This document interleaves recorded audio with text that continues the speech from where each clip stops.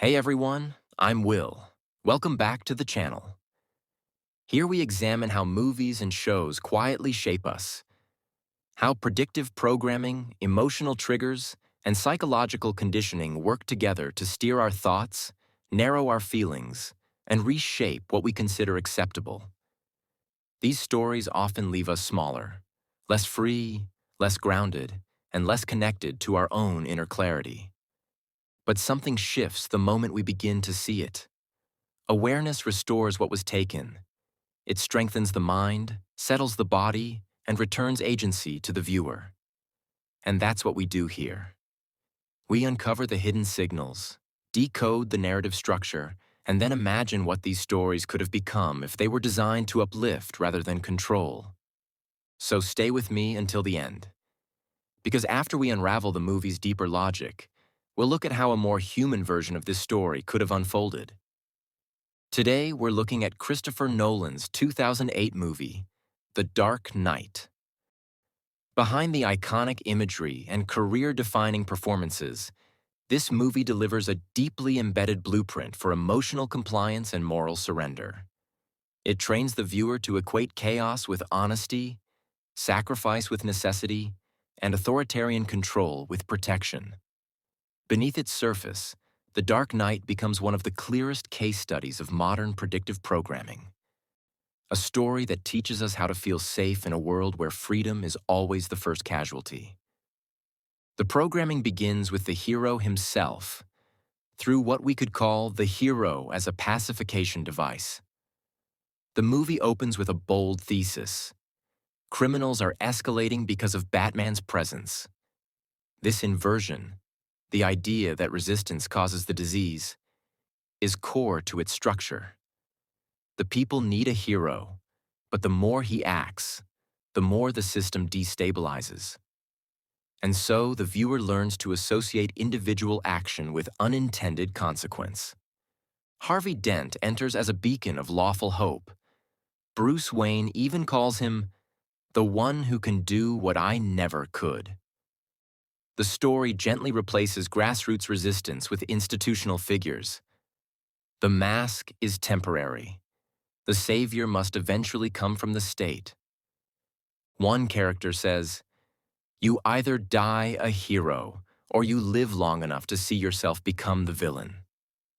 It lands with such elegance that it hides its deeper function. The line trains us to expect the decay of idealism. It suggests that true heroes cannot survive the systems they challenge. By this point, the audience has been softened. They have seen Batman fail to control crime.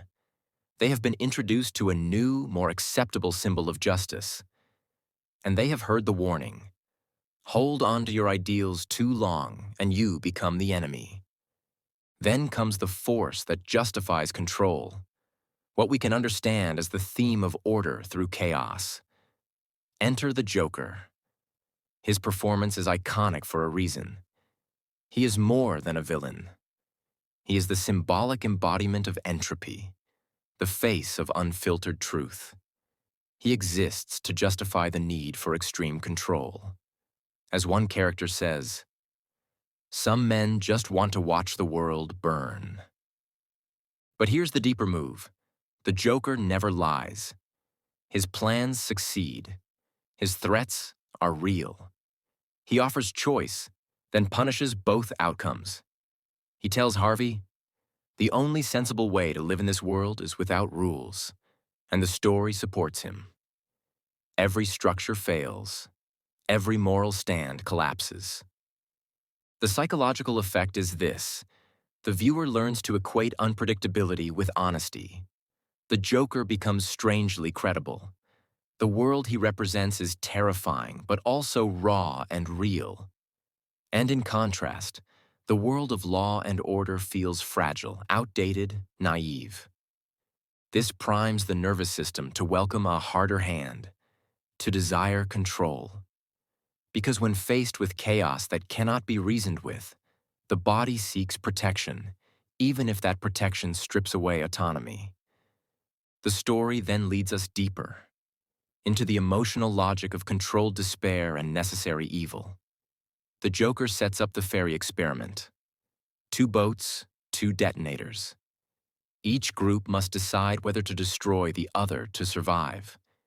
It's a moral riddle wrapped in fear, and it serves a deep purpose. The audience is placed into a survival simulation. Ethics become irrelevant when life is threatened. This is where the movie crosses the line into conditioning. One prisoner throws the detonator out the window. One citizen refuses to act. And the audience is shown a miracle: human beings choosing not to destroy each other. But this is immediately undercut. The Joker still escapes. Dent still falls.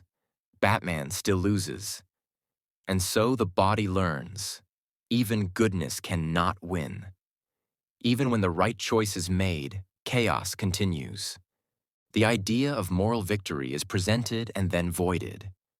This strengthens the emotional resignation the movie builds toward.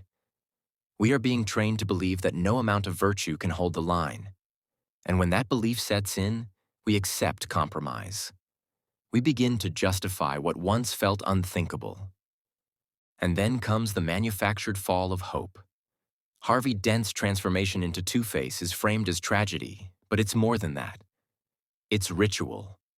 Dent was the public's last ideal. His fall is the sacrifice that sanctifies control. The Joker doesn't kill him. He breaks him with a story. He tells him that chaos is fair, that life is random, that justice is a coin toss, and Dent accepts it. "You thought we could be decent men in an indecent time," Dent says. And in that moment, he carries the audience with him. The system cannot be trusted. Goodness cannot endure. All that remains is pain and the illusion of fairness. This transformation conditions the viewer to abandon the search for principled justice. It replaces clarity with despair. And in that despair, authority becomes the only shield. By the end of this phase, we no longer expect healing. We expect containment. We no longer look for meaning.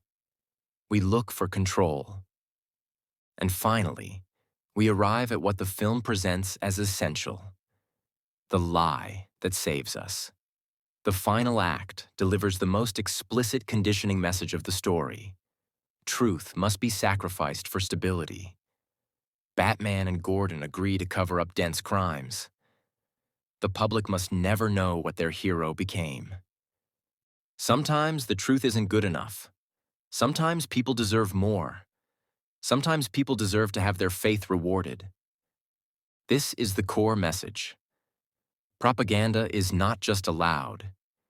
It is necessary. The system cannot survive honesty. Peace requires illusion. Batman becomes the scapegoat. He accepts the blame, the isolation, the pursuit. He becomes the shadow the system needs to survive. And the audience is asked to applaud. This trains the viewer to associate silence with courage, to see deception as protection, and to embrace the logic that says, if the truth breaks people, then a lie is the moral choice. We end with a kind of collective breath, what we might call the story we inhale. The Dark Knight does not simply entertain, it performs emotional engineering. Through rhythm, contrast, and ritual sacrifice, it conditions the audience to surrender their ideals in exchange for safety. It teaches that systems fail, that morality folds, and that truth must sometimes be buried to maintain order. The emotional state it leaves us in is complex. We admire Batman, but we feel hollow. We witness courage, but we inherit fear. The world we're left with is one where survival requires surrender, and justice requires masks. This is predictive programming at its most refined, a myth that prepares the nervous system for a world where freedom is always traded for peace, and where the highest virtue is quiet compliance. Now imagine this story rewritten from the inside out. Bruce Wayne begins by stepping into full visibility, working to transform Gotham through openness and shared leadership. Rather than waiting for a white knight to emerge, the people become the driving force of renewal. Dent stays true to his principles, and the world around him changes through honesty, not secrecy, through direct truth rather than withheld information. The Joker brings chaos, but instead of gaining power through fear, he encounters a public that has lost interest in saviors and no longer surrenders to terror. The ferry passengers choose more than restraint. They speak to each other, connect across the divide, and rise in shared humanity. Dent is wounded, yet holds his integrity. His pain fuels reform instead of revenge. He shares his story openly, turning trauma into a path toward change. The coin, once a symbol of randomness, becomes a marker of conscious transformation. Batman faces the truth and speaks it. He carries his city into clarity rather than confusion. Gotham grows stronger through mutual understanding, building itself on what is seen and shared, instead of illusions designed to protect. This version guides the viewer toward courage, mutual trust, and emotional maturity. It fosters agency instead of dependency. It teaches that real power begins when truth is faced together. Thanks for watching. Stories like this shape far more than we realize, and when we start to read them for what they really are, we begin to see ourselves differently. If this gave you something to think about, share it with someone else, and stay close, because the next story is even deeper than this one, and you're going to want to be there when we take it apart.